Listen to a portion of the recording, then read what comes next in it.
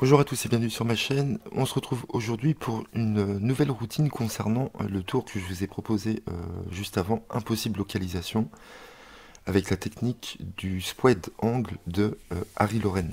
Voilà, donc vous avez été très nombreux à liker la vidéo, donc je vous remercie. Et donc suite à cette technique, cette astuce qui est vraiment géniale, hein, vous avez adoré, vous me l'avez dit dans les commentaires. Donc le but c'est d'aller un peu plus loin et de trouver de nouvelles routines qui utilisent ce principe.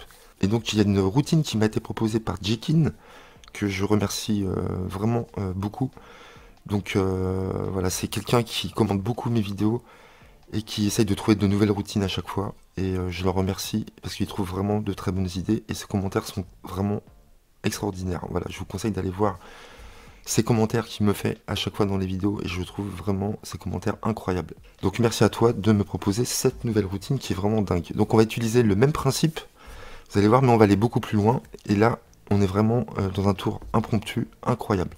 Donc le tour se déroule normalement comme d'habitude. Vous dites au spectateur de mélanger ses cartes, ses propres cartes. Hein. Et vous, quand vous allez récupérer le jeu, vous allez juste, vous avez une petite chose à faire, c'est juste piquer la carte du dessous, ici. Donc quand vous récupérez le jeu, vous tournez le jeu comme ceci dans vos mains, et ça vous permet de prendre le pic du 10 de carreau. Donc ça, c'est un très bon pic, très connu des magiciens.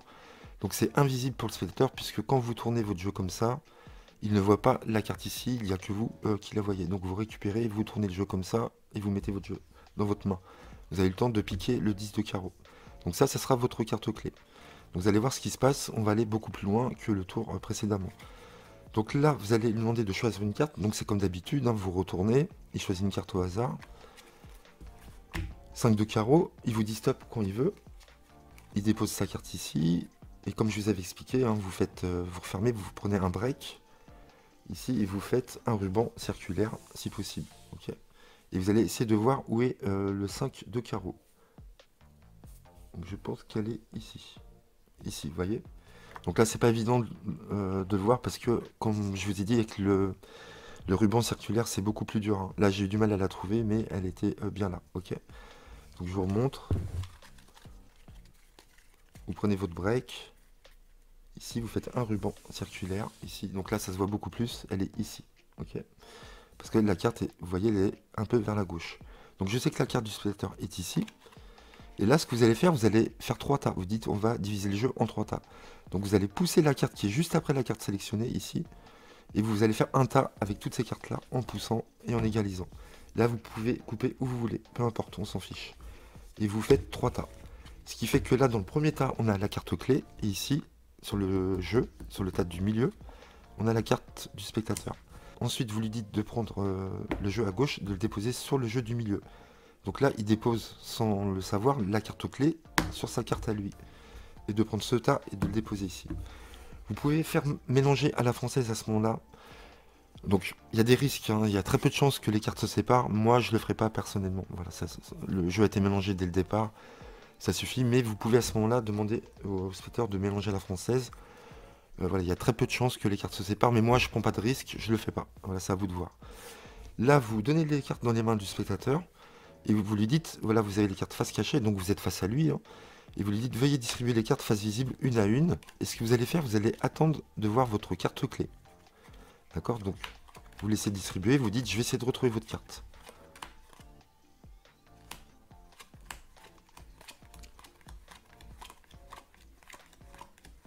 Donc voilà, ici, vous avez vu la carte clé ici.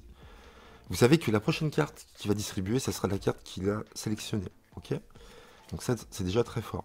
Et donc, ce que vous allez faire, à partir du moment où vous voyez la carte du spectateur, il va continuer à distribuer, vous ne l'arrêtez pas.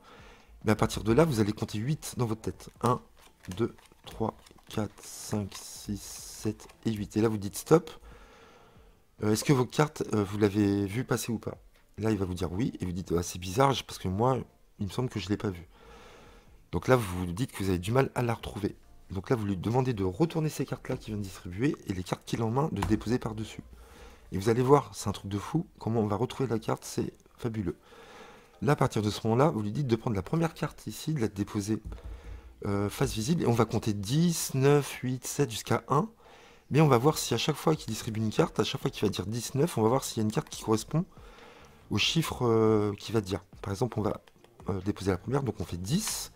Donc 10, ça sera la carte 10, ça sera les valets, les dames et les rois. Donc là, on distribue 10, on voit que c'est pas un 10. Donc vous lui dites de continuer en faisant 9, 8, 7. Donc là, on tombe sur un 7. Donc là, on arrête, on vient de former un tas. Et on va former 4 tas comme ceci. Donc là, il continue à partir de là. 10, 9, 8, 7, 6. On a un 6, on arrête.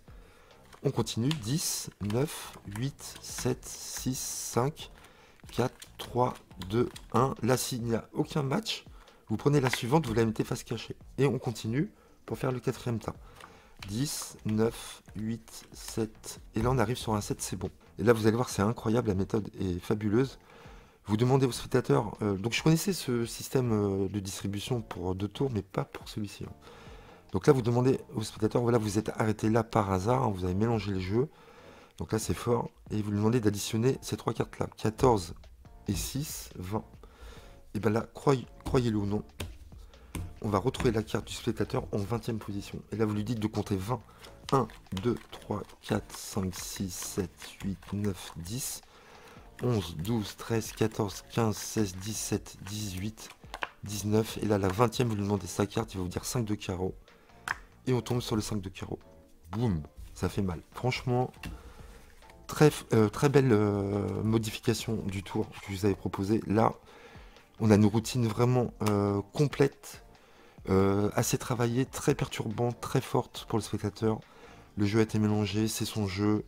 C'est magnifique, voilà. Donc merci encore Jekin de m'avoir proposé cette routine. Je vous explique une nouvelle fois, vitesse éclair, comment il faut procéder. Donc vous faites mélanger, vous piquez la carte du dessous. Donc on va prendre l'as de trèfle pour que ce soit plus facile. Il vous rend le jeu, vous piquez, as de trèfle, il choisit une carte. Vous ne savez pas, bien sûr, 9 de carreau, il vous dit stop quand il veut. Vous prenez votre break, vous faites un ruban, comme ceci. Vous savez que la carte, je crois qu'elle est où? Elle est ici, 9 de carreau. Ici, voilà. Donc là, vous savez qu'elle est là, vous séparez. Juste après, vous séparez en deux. Ici, on s'en fout. Là, vous avez la carte clé, la carte du spectateur. Il dépose comme ça. Là, vous faites mélanger ou pas. Moi, je vous conseille de ne pas le faire. C'est un peu risqué, à mon avis. Donc là, il distribue les cartes face cachée, face visible. Vous allez attendre de voir votre carte clé, l'as de trèfle. Ici. Donc vous savez que la prochaine, c'est la carte sélectionnée. Vous la laissez passer, il continue à distribuer, vous comptez 8 dans votre tête. 1, 2, 3, 4, 5, 6, 7, 8. Vous l'arrêtez, vous dites, est-ce que vous avez vu votre carte? Il vous dit oui, vous dites, hop, je ne l'ai pas vu. On va essayer de faire autrement. Vous lui demandez de retourner ces cartes-là, les cartes en main, il les dépose dessus.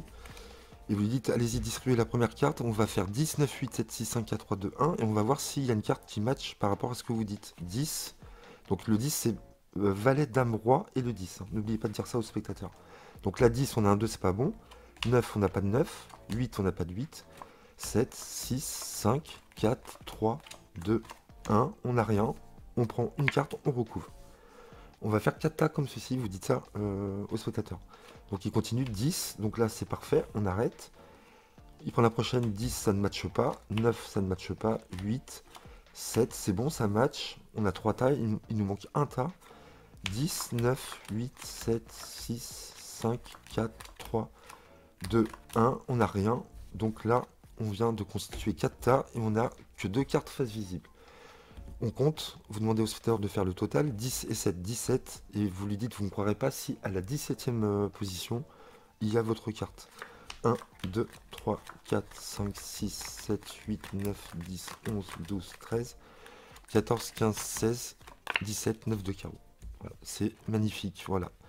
Donc très belle amélioration du tour que je vous ai proposé juste avant. Là, on est sur une routine béton, en béton, voilà. Bravo, Jekin, de nous avoir proposé ce petit bijou. Tu es un petit génie. Merci à toi. J'espère que vous ferez ce tour-là. On est vraiment... Alors, c'est mieux de faire ce tour-là, je vous promets, que de trouver directement la carte en disant, voilà, ta carte est là. Ok, c'est très bien, mais là, c'est beaucoup plus fort. Ok, voilà, j'espère que vous le ferez. J'espère que vous avez aimé surtout cette routine améliorée.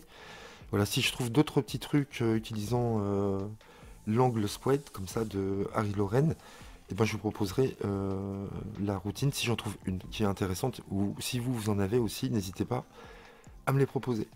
Voilà, je vous dis à bientôt les amis, on se retrouve très vite sur ma chaîne. À très bientôt, merci. Au revoir.